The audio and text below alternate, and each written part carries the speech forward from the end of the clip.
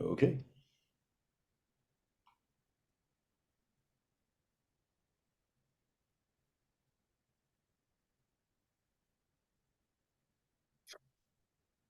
Oh, I think I need some. Privileges. I got it. I just made it. I got it. Okay. I was forgetting my role. Yeah. Okie dokie.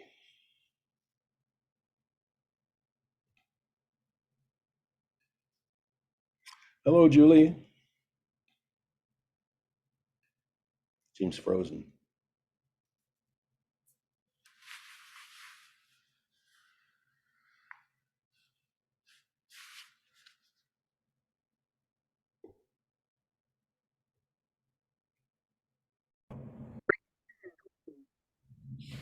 Well, I'm sorry, my screen froze and then I got kicked out. Yeah. Here. I had to kick everybody out to restart things so everybody wouldn't be frozen. Okay, gotcha. So the other thing that went wrong this morning at this hotel is the internet went down. So we were in a little bit of a panic mode. So anyway, welcome back. I hope you all found some nourishment and refreshment in the last hour. And we're really looking forward to the second part of the training today on the congregational vitality assessment. I wanted to make one quick comment in that we know that there are going to be lots of questions about how we define terms and what metrics go into determining what a vitality and sustainability looks like, and how are we going to be sensitive to those when it means something different in another part of the country. And we just want to reassure you that we will unpack all of that with you and that we will do our best to understand the context in which you live and what these terms mean for you. So just wanted to say that overall. And then Mary, I think you had something you wanted to share. Yeah. And just to kind of piggyback on what you were saying, Steve, we'll do all that, but not today. Today, we want to make sure you know how to use the tool. So we really want to focus on mechanics and not interpretation. Okay. I want to clarify my comments from the beginning of the last session because I gave you incorrect information. So each of you has 2 seats. And the reason we gave you 2 seats instead of 4 is because we're setting it up so that every congregation in your diocese will be able to go into Mapdash and get their own neighborhood insight report. So you won't have to run them for everybody. You'll be busy doing other things with that tool, but everyone will be able to access the reports, and that is still coming. It will be ready in about 2 weeks' time. So the developers are still doing their programming thing. So I sincerely apologize for the confusion. There was a miscommunication, and I always say, I'm sorry that happened. And so you got 2, unless you made other arrangements, you get 2 full seats, 2 executive summary seats, and all congregations have access to their NIR report. So that's the official word from here. So, all right, Steve, back to you. Thank you. I'm just going to lob the ball to Ken to begin our program today, this afternoon. All righty then. So I'm sharing. Everybody can see. All right. So, yeah, and just to clarify the last clarification is what they get is basically access to just the NIR. It's Right. part of Mapdash, and they only get access to that. You get access to everything. Correct. Yeah. So okay. So let me begin this up. So we're going to be doing an orientation now to Mapdash, to the CVA Judicatory Platform. So we're going to be going through a couple of things. We have to talk a little bit about what the CVA itself is. what is the CVA platform? What is the CVA JP, the Judicatory Platform, and what's the value of it? And then we'll have some Q&A and discussion.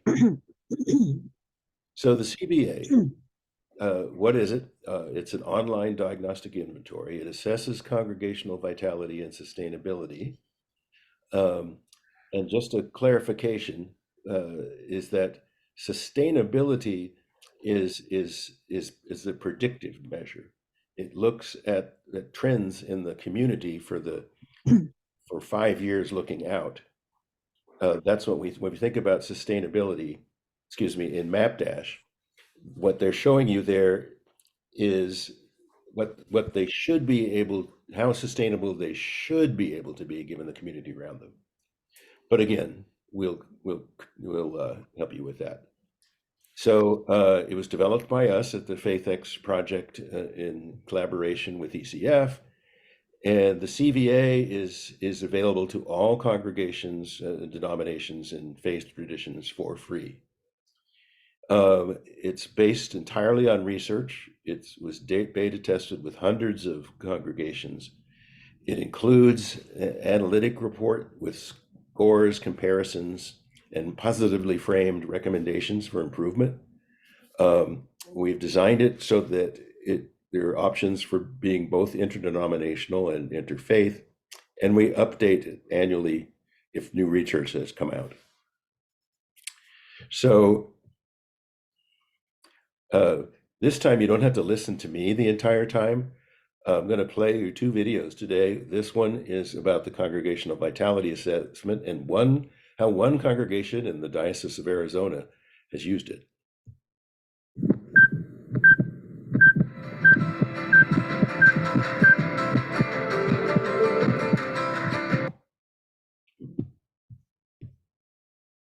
I was trying to make it bigger, but that didn't work. We found where the need was for us to focus, and we found out who we were as a parish and where we wanted to go and where we were right now. Within the results for our congregation, there is a myriad of years of work that could be done in the parish, right? And being somewhat entrenched in old habits and wanting to continue to hold on to sacred cows rather than putting them out to pasture. And from that, we truly felt good about the vision that we created for our church. Is there something that, the parish begins to spike on that they're really passionate about? Some of the things that surprised us were some of the things that the congregation wanted more of, I suppose, like taking care of creation, things like that we didn't know was important.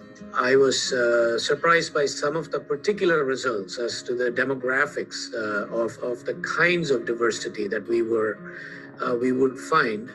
But also after each section, there was a very motivating, positive comment, regardless of what the number was, about where we were and what we could possibly do to improve.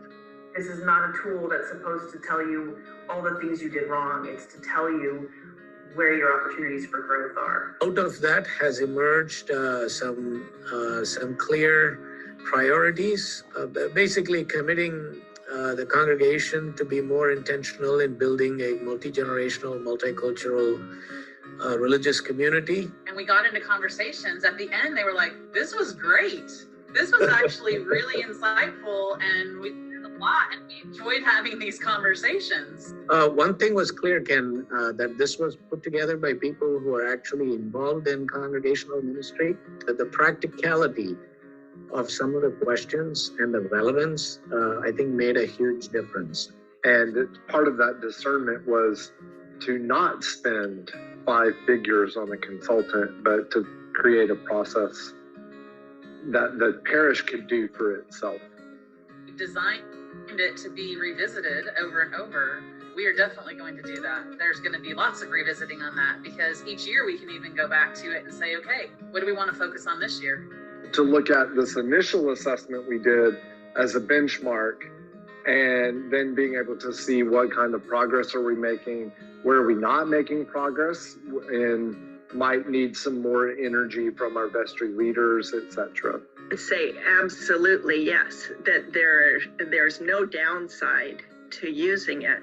While we have used other tools in the past, I don't think I've encountered a tool that covers as many areas as the CVA does. I would absolutely tell any parish to use this. It's a great way to have a benchmark for how things are going in your parish and where you can focus strategic energy in your decision making.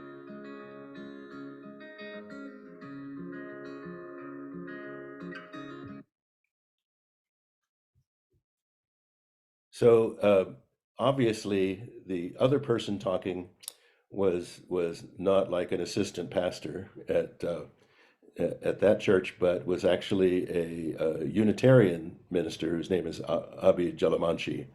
So it definitely is interdenominational and interfaith. So when you get into this, when we send you the story map, you'll be able to go through here at various points and use these buttons to revisit the video or sample the CVA or get frequently asked questions. So here's a sample of what you get back when you do this. You get an average score, you get the number of participants, and you get the potential improvement strategies. That doesn't make it any bigger. So it gives you in all of those 10 areas of vitality plus 2 areas of sustainability. Internal sustainability. Do you have the resources within your congregation to be sustainable? And external sustainability. Is your community, does community have sufficient resources to be able to sustain a congregation? So it looks at it from internal and external points of view. So that was one of the reports that you could get. That was just the plain vanilla by section congregation, a score which says it's low vitality and how many, what your score was compared to the high of 4. But the next one that you can also get is what's called the CVA analytics report. It also goes section by section, but it gives you more, and it goes by section here, and it starts like here's with vision and mission and discernment. The score is 1.82, which is low vitality. Here it tells you how many respondents, but it also tells you of the 93 congregations that had taken it at the time when we did this particular report. The highest score was 3.6, average was 2.11, and the lowest score was 1. So it kind of gives people an idea about what the range is of the various scores, and it kind of helps people feel better about what's going on, that they're not alone in this. It's kind of a benchmark that you can compare yourself to. So this has one of these for all of the 10 vitality areas and all 2 of the sustainability areas. So the Judicatory Platform was actually something we hadn't originally planned to create, but because we were getting a lot of requests from judicatories, both in the Episcopal Church and the Lutheran Church and other places, who had congregations using the Congregational Vitality Assessment, they wanted to know if it was possible, if we could create something for judicatories, for dioceses, if you will, where the diocese would be able to administer the CVA directly to their congregations. They'd receive the results directly when the congregations complete the assessment. They can add judicatory specific questions. They can measure the impact of vitality and sustainability interventions over time. And this was really important. They can identify common themes among differences among and between congregations. Yeah, I didn't quite say that right. They identify common themes among and differences between congregations.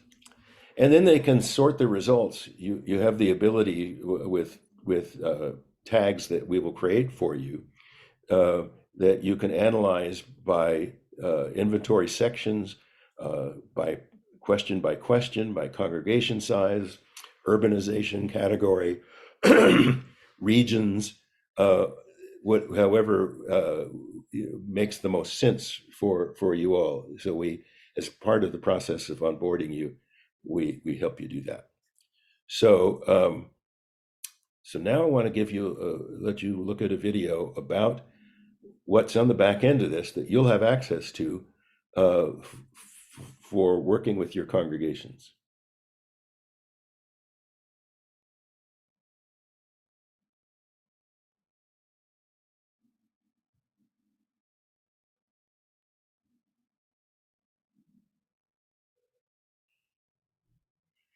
Let's take a quick look at the admin area for judicatories. When you log into the admin area, you have your set of congregations for which you can access the results. You can take a look here, and you'll get an at-a-glance view of all the congregations who have initialized their surveys. By clicking here, you can see all congregations who have completed their surveys. Next, determine what type of information you would like to view. Each section of the survey creates a vitality assessment score for a congregation. To quickly view scores for one of the congregations on screen, just select the congregation or congregations and click Results.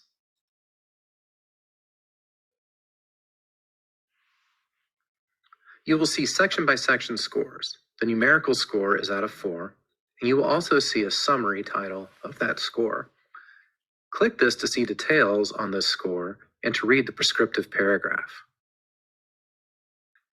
Note that you can also select all congregations. We recommend this only for downloading, as there is only so much screen real estate. Once you have selected your congregation or congregations, you can also get section by section results. This can be helpful when discussing the results with a congregation's representative.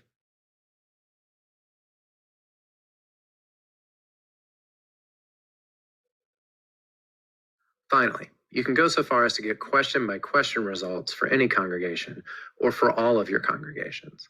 While answers are anonymous, each survey taker is assigned a randomized ID. You can sort by this ID to see, for example, how a particular survey taker who answered one question a certain way answered other questions. The data we record is fully available to our judicatory clients. You can use the responses in any way that makes sense for you, whether it's in spreadsheets, programs you may have, and so forth. To learn more, contact us at judicatory@cvatool.org. Okay. So I just wanted to give you an idea of when you do a congregation, what one of the analytics reports will show you. And so it gives you how many respondents, the average score, highest score, average score, and lowest score, because they'll all be the same, because there's just one congregation in that region responding. Now, here's one for whether it's parish status or mission status or that sort of thing. You can choose and see how many fall into that category. At this point, there were 2, and the highest score was 2.12, and the lowest was 2.0. Then it can let you look at the size, and there's certain blocks of sizes that you can use to compare congregations. 10 congregations fit in that size. Whether the clergy is full-time or part-time or no time. 11 congregations completed or fell into that category, and here are the scores. It also gives the urbanization status. Is it a small city? Is it a small town? Is it a moderate-sized city? Is it an urban area? And so on.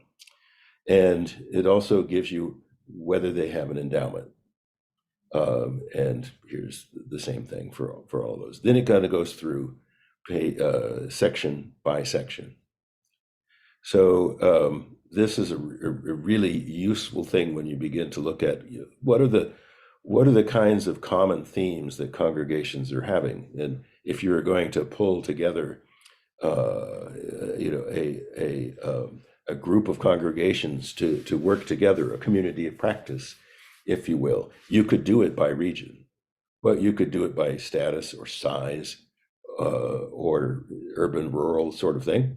So it gives you different ways to sort things that make the most sense, and you can then put your limited resources towards the most common needs. So this has, again, for all of the 10 sections that deal with vitality, and then also for sustainability. So let's move on. So you can also look at it by question. Okay, so it goes through all 10 questions in vision, mission, and discernment. It gives the scores, it gives the distribution, how many answered what. It gives you the number of respondents. You can also look at it by question and see how many people are answering what way.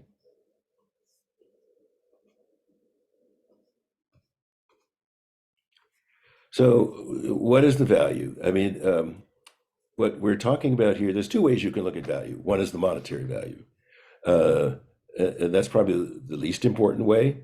But the annual subscription is about $2,500. First year setup fee of $1.5K. And so the first year monetary value is about $4,000. And the subscription fee includes annual updates if new research comes out, results of FaithX research using the data that we're collecting by doing these across the country. And we also add new language choices as needed. So if your congregation has a high number of French-speaking people, we could turn that on for your congregation. So we've got English and Spanish so far, but there's a whole number of ones that we could do. And the setup fee includes an early adopter discount, usually, provisioning the Judicatory Platform, assisting in designing the questions, 1-hour orientation and training on the effective use of the platform, and 30-day follow-up. So this is what's typically included. So you get a sense of the monetary value of it. But the actual value is so much more than money. It's because it's behavioral and not judgmental. It helps congregations leverage their strengths rather than obsess over their weaknesses. It helps diocese it helps diocese focus on helping congregations leverage their strengths rather than obsessing over the congregation's weaknesses. It helps congregations and dioceses see each other positively as part of the same journey. And it builds trust over time. It looks at areas of vitality rather than a total score. We don't want to tell somebody that that their congregation is totally very low vitality. That doesn't help. What we want to do is look at area by area of congregational life and functions, and see how vital they are and where they have room to improve. So the fact that this helps the congregations focus on organizational behaviors that can be improved rather than areas of relative weakness that they could spend a lot of time working on it and perhaps not get anywhere. It helps the congregation see the areas of weakness as a sign that collaboration is needed. We've had congregations take this as a group, at the same time, and then compare results. And you'll find that some of the congregations are strong in one thing, but they've got a neighboring congregation that's strong in an area that they're weak, and vice versa. So it helps you. It easily helps look at where collaboration is needed and who you can connect people with. It helps dioceses target limited resources on common needs, and it also helps dioceses set up learning cohorts and communities strategically. I mentioned common needs, but similar size, similar context, etc. And because we look at internal and external sustainabilities rather than the total score, because it helps congregations see the truth more quickly without a sense of guilt. In one congregation, they saw that there was extremely low external sustainability, and they realized that, given the nature of the community, they weren't going to be able to keep their congregation alive without some life support. And so the senior warden at the congregation kind of breathed a noticeable sigh of relief and actually said, "Wow, we thought it was our fault that our congregation was dying." And then that helped them realize that no matter what they could do, they could only get so far. So then, this congregation actually made a courageous choice as a result of that. Rather than stringing out their, eking out their endowment for 10 years, they decided to wind down in a year and earmark some money back to the diocese for other missional projects. So, and they're the ones who suggested that they close. It helps congregations make decisions strategically in communities where external sustainability is low. The kind of question I mentioned before: do you need a presence there? And if so, are we willing to provide financial support? And again, just like we said in the other, that we're going to be available to you to coach you through this, set up sessions with you and your team, and so on. So let me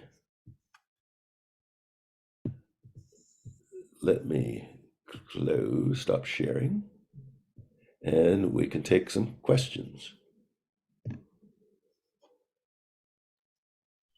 And can you just go to a login page and show folks how to Yep.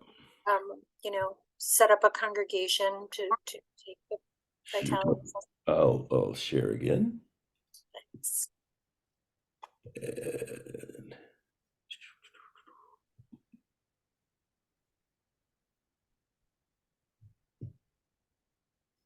okay, down this. Okay, so here's what you see when you log in. You guys get a chance to look at everybody in your diocese, every congregation in your diocese. We get to look at everybody. So you put your email address here, you put in your log on here. If you forgot your password, you can reset it here. So here's what it looks like. In ours, it has two different surveys we can go into. Yours will take you directly to the congregational vitality assessment, which looks like this. Now, the important thing that you're going to want to look at is surveys.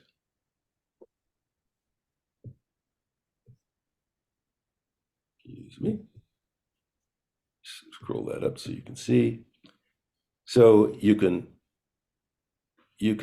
look at the clients that the clients thing will give you how many, will give you the names of the congregations that are in the system. You already know that, so you won't need that. But the things you want to pay attention to here are results and analytics. So here's when you do the result, here's what you get. So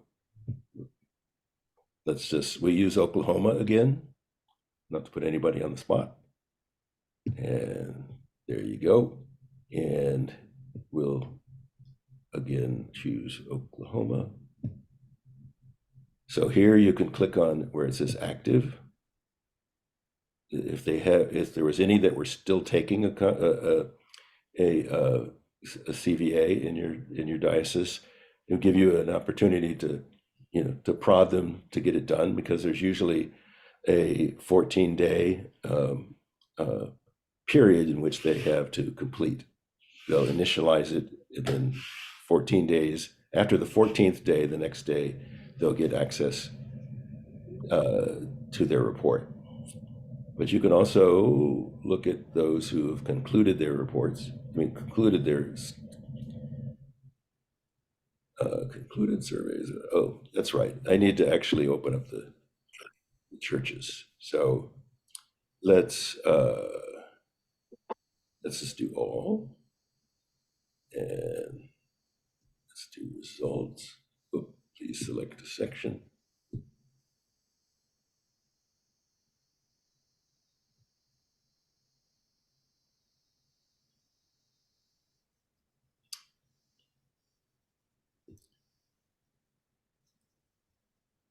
Let's see.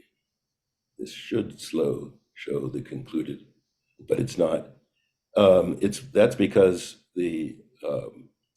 we can't actually look in and say who's concluded or not. That's access. That's only things that you and the congregation can look at. So let's look at results.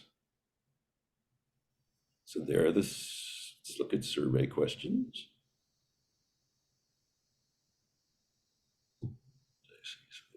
Survey. And by question.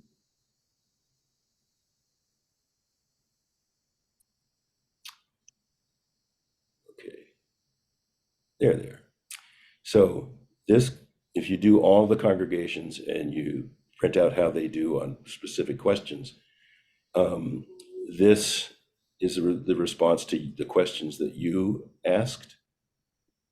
So it goes by congregation and gives you the score on all of the questions. You have up to 10 questions that you can have, that are kind of custom questions that you can choose for your diocese. Oops.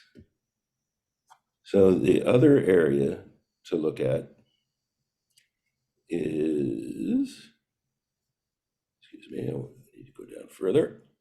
So go down to analytics. Analytics shows it in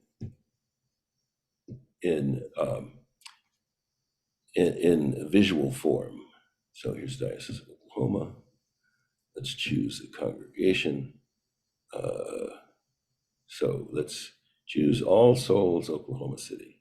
Then click Analyze. So here's what they get.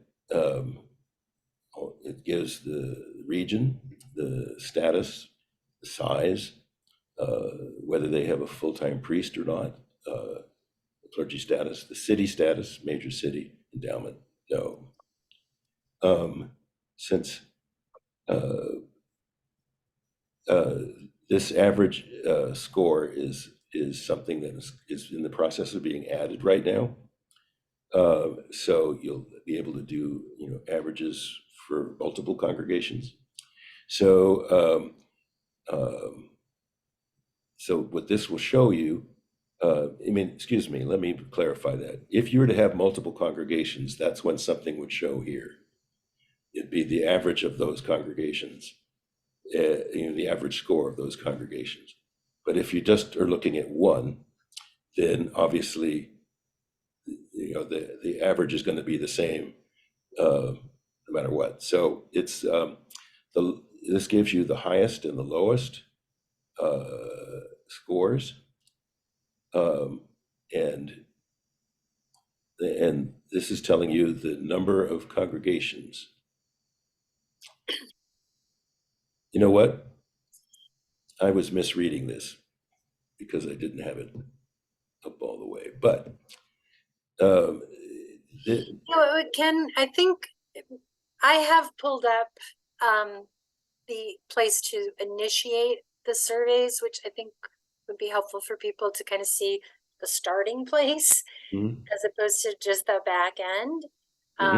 Would you like me to share my screen? And yes, please.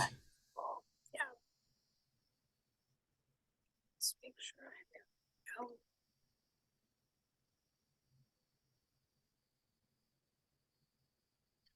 All right, so this, when you log in, you will see this. Now your the login, if you didn't get it, I put it in the chat. We're going to resend them out those logins directly after our meeting. Every diocese has a unique link to their own place to initialize the surveys. So the email address can change. The password would stay the same. So this is for a different diocese, but you could click any church, and then I could say I want to be the one. I could put in, Mary at FaithX, or I could put in email of the person at the congregation. But either way, I'm going to put in it'll all be the same password. So that's going to generate a link that then there you go. See, then you can just that person can start the survey, right? So they can choose English or Spanish, and right here, here's the whole survey right here. So it doesn't, what Ken was showing you is all what we call the back end, but I want to make sure that you have the information to start the front end of it. Yeah. Which means that link to actually get it off the ground for people.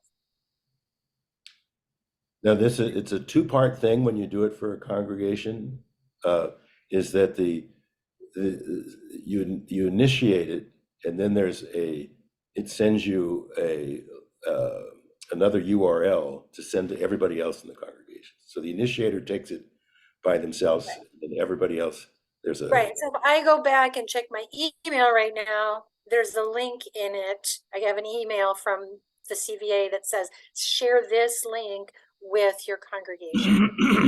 Take it and I can share it. And people have 2 weeks to take it, and then it's going to cut off. So if there's, like in rare circumstances, we can ask the developer to extend it. Like I initiated it, and then the priest got COVID and has been out for a month, okay, we can reset that.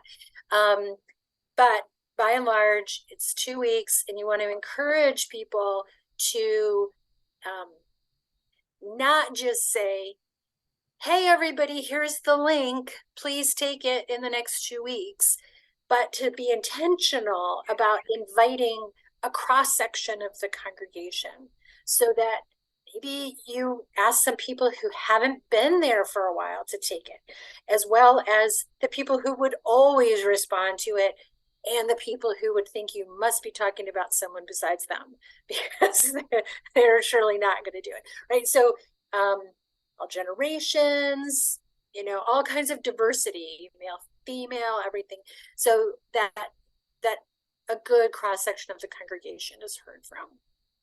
So is that helpful? Yeah, Julie. So what I hear you saying is don't just ask the whole congregation to answer. You can, but then also be intentional to invite people. Because some of our churches, have 20 people in them or less. Oh, yeah. Sure. And then you like get 20 people to do it, right?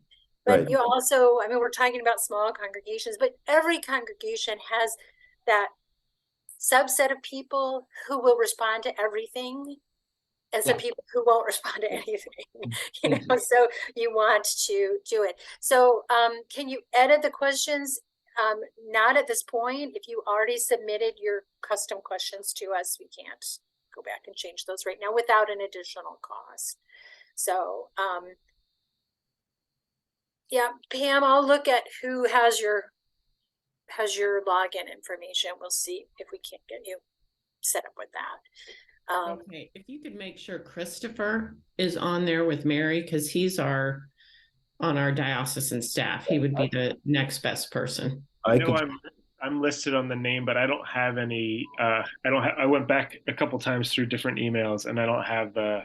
I have all the MapDash stuff, but not the Judicatory platform. Sure. Well, like I said, we'll just, when we're done with the Zoom, we'll resend it to everybody. So, Just as a follow up to that, like I know that with the MapDash logins, where there's some direction about not sharing those, but I don't hear the same thing with the CVA platform. Is that accurate? well, this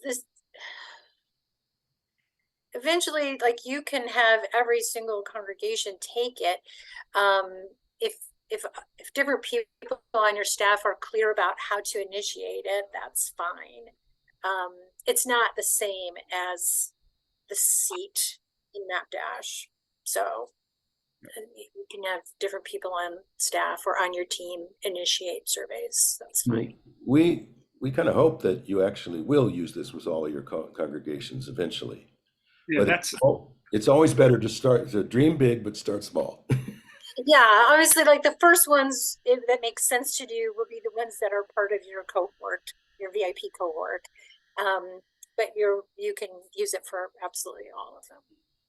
That's helpful. I've started to write into the chat that I know that today's focus, and you were clear about this, Mary Frances, about being on the mechanics of both of these tools, but I'm just trying to work out the layers of like diocesan team lead, diocesan teams, and then and how it spreads between them. So, and while these tools are amazing for those that we select to be in our initial cohort, my mind is just going out, spreading out into a wider. Totally.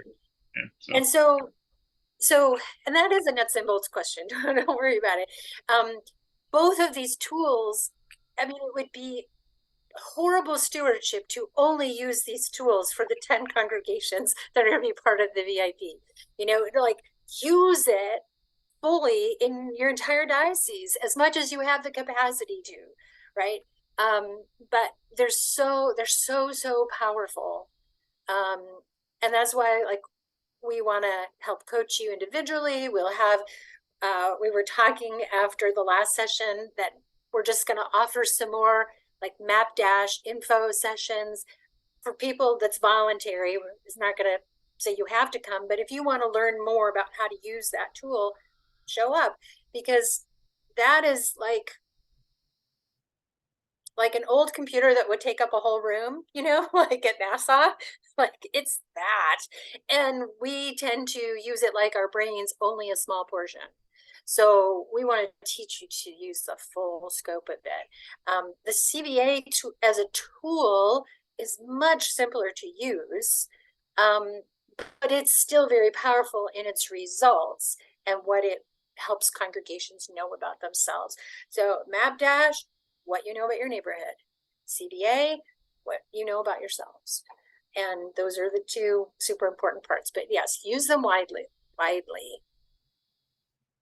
Because we want you to be successful with this. And like as Mary was alluding to, if you try and do everybody at once, you're not going to be able to do a good job of it. And you'll also be giving it to the congregations who are paranoid of you and don't want you to close them down, et cetera, et cetera. You know, all those political things, think about those when you start spreading beyond this group. Right. I do think that points to a really important thing, Ken, and that is to really kind of as a team hone your intentions. Mm-hmm. How is it that you want to utilize these resources? Are they simply curiosity and or unpacking, but Are you, because churches are going to feel like if you're going to know so much about them, and now what does that mean? Hopefully it means that they're going to feel like I'm going to be accompanied by the diocese into a new way of being and a new level of vitality. And we've got this group that's walking alongside us. But just to be clear about how you want to handle it, how you want to go in with the information, and to be sure that you're framing it that way. We're throwing a lot at you, but that kind of tapestry of how you're going to use it and the hue of what you're doing, like make it a beautiful offering to your churches. Yes. This is a 3-year project. This is Right. the baseline year. And so as you do these congregations and start kind of mapping them over time, you'll be learning some stuff that you can then take outside of that. And then part of the last year that we'll be together, we'll be actually, each of your consultants will be working with you to develop your post VIP strategy. So we really want to connect it with what programs you already have. If you're like part of the College of Congregational Development, and you have a cadre of people for that, you can use that. We can help you think through how to develop that strategy. That trust piece is really important with this tool. I will share with you that I had a client who got a subscription to this, and they didn't educate the congregations enough about what it was for and how they were going to use it, and they just started asking people to take it, and congregations thought, oh, they're going to use this to decide whether or not we should stay open. And so people didn't want anything to do with it. And so now we're using MapDash to help create the trust. And then they'll go back to the CVA and start that process over.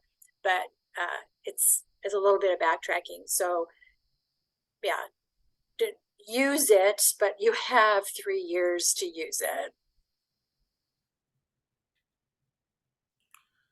And to answer a question that somebody raised in the chat before, what we generally recommend is that you don't exceed a size of 25 unless it's a really small congregation. And by that, I mean, if you have 50 or 50 or less, and you're having half of them take it and half of them not, that obviously poses some problems of trust within the congregation.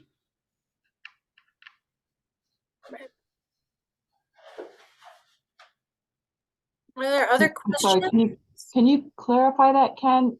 Are you saying we shouldn't have more than 25 people respond? Yeah, because what usually happens if you have more than 25 is statistically you start going towards the mean, and because you can't manage make sure that there's that everybody is completing it. You end up with some people doing it and some not, and those tend to fall into certain categories. And so you get a more valid result if, like, you start with your vestry, then say who's missing, and then go out to your committee chairs and look at them and bring them in, and then say who's missing. It's usually best not to exceed 25, unless, like I said, if you have a 50-person congregation or a 35-person congregation, then it's you really can't avoid that. But if it's under 50, you can. But if you had a 300-person congregation, right, you would have more than 25. I mean, because VIP is about small congregations, but in your diocese, you have larger congregations. Yeah, but just we won't tell you, a top that you can do. It's just that it gets, the further you get over 25, the less manageable it gets. And it's really important for congregations to be intentional about how they use it. You have to invite people individually to take it. You need to remind them. There's just a lot of moving parts the larger it gets.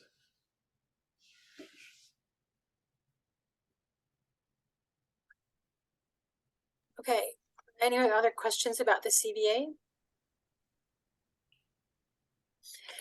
So I want to just remind you about some dates that we have coming up.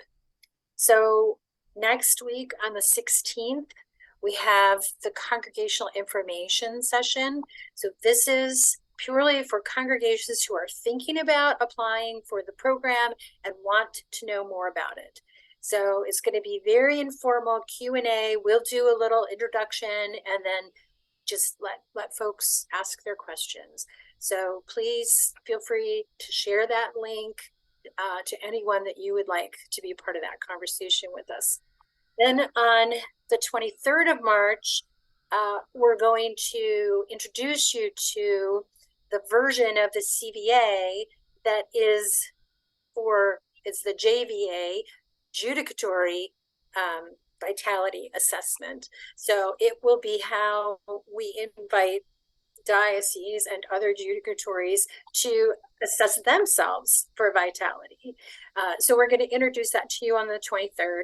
And then the congregational team orientation has been pushed back to April 27th. So all of that was in emails to you. We will send reminder emails and with the links to put it at the top of your email again. And if you have any questions, you know how to reach out to me or Steve or Ken. Yes, Margie? Thank you. I'm getting confused on the deadlines because we publish deadlines for churches and it seems like the deadlines are moving. We pushed it back because some dioceses were having trouble getting folks on board, getting the congregations on board within that time frame. Maybe somebody was interested, but now they have to run it through the vestry, just different things it was just taking more time than we had thought. So we did move it back to allow you to have more time. So for those of us with small brains on a snowy day, when do we need to have our list of churches to you? Before the 27th of April. Okay, thank you. These are all on the VIP page on the website. You can that's been updated on the website. Yeah. The other thing that you'll find on our website, you can click resources and there's a page for the CVA.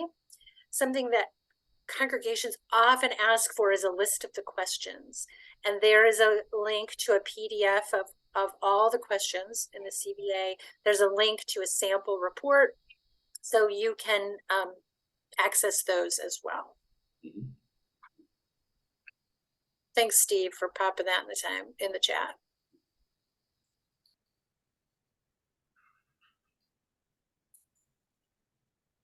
I just know that I have a congregation who I'm working with trying to get them to apply, and they are having trouble discerning what is diocesan level off those lists and what is congregational level.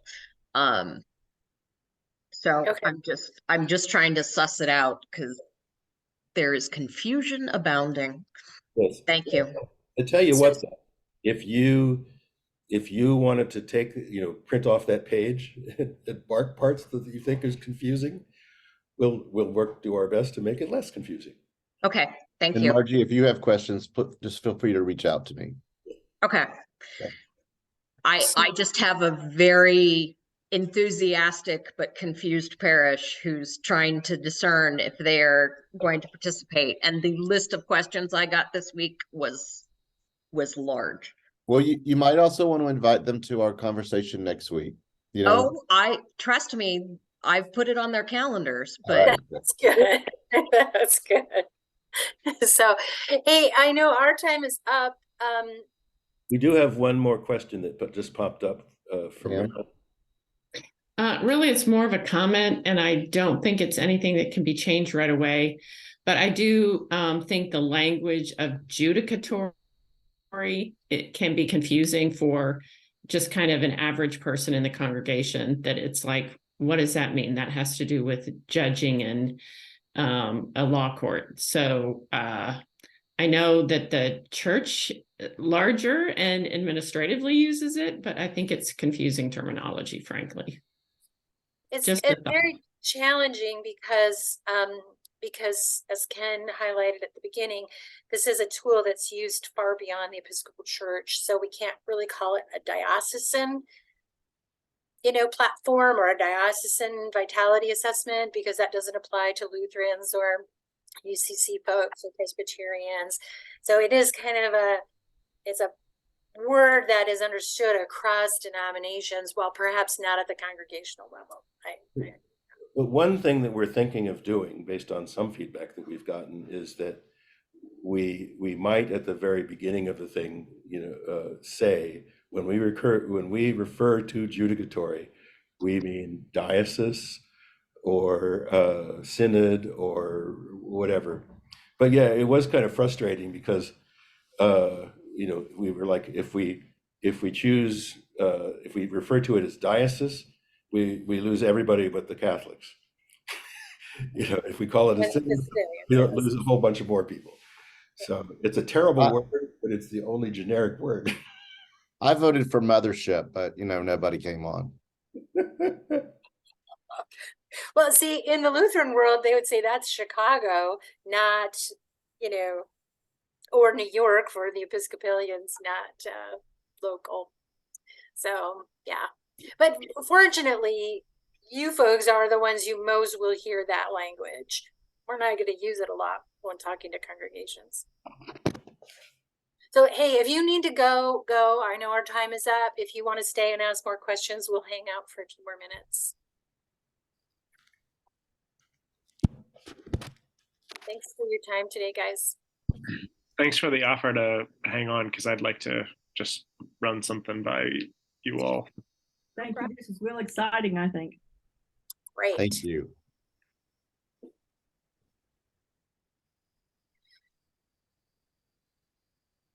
I think for today, some things clicked in place for me that were really helpful, because I know that you all are building this as you go, and it's a pilot. By design, it's going to be that way. But I think the multiple levels that it's happening, it's just, and when we already, and Ken, this, the Diocese of Maryland already has a culture around some of this. So it's like how to introduce this in a way that does not disrupt what's growing up organically. But today, I think the way that you framed in simplistic terms, knowing yourself and knowing your neighborhood, and identifying the tools and seeing, because I think part of what I'm already starting to see within the culture of the diocese in this time of transition is that the College for Congregational Development has taken root and it's growing strong. I was clear from the get-go that the FaithX VIP program was going to bring some great tools to bear, but it wasn't till today that it really locked in for me. It's like beyond that cohort of congregations that we're going to be working with on this, we also are able to use this as we scale it to share that with others. So it's like it isn't a competing tool with those that have already committed to the College for Congregational Development. It's actually something that's complementary, because those are not things that exist within that structure. So it's adding that. It helps for me to externally process that, because I was trying to keep my mouth shut during the college best I could. Good feedback, Christopher. No problem.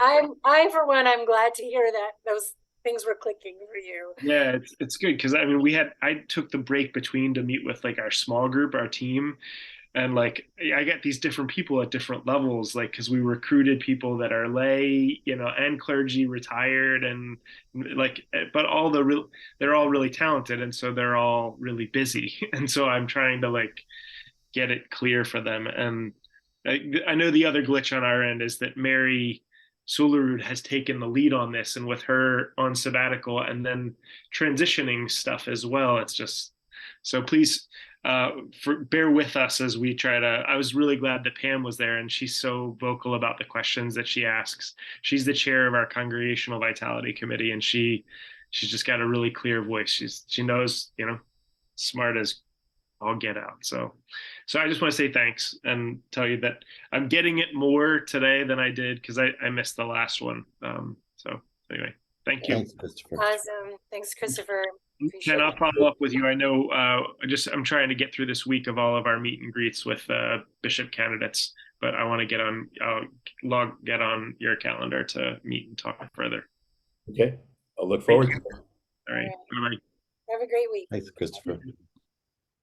Hey, Ken, can you stop the recording? Yep. Thank you.